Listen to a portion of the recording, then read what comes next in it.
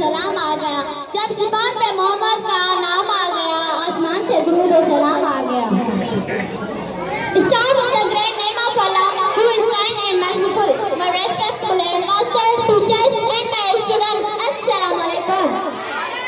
I am Faisal Akhtar from class 3 as a speaker.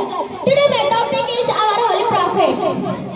Our Holy Prophet was born on Monday in 571 AD at Makkah. His father name is Hazrat Abdullah and mother name is Hazrat Bibi Amna. The father of Hazrat Muhammad died before his birth and mother died when he was 6 years old.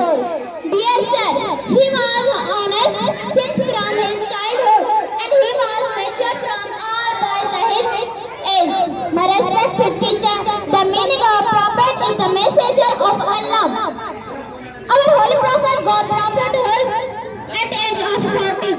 After them he started to preach Islam. Who then Ali accepted Islam.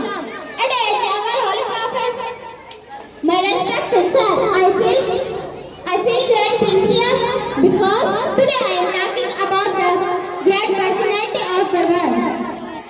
Our holy prophet always loved children and respected elders in them, and I would say follow our holy prophet.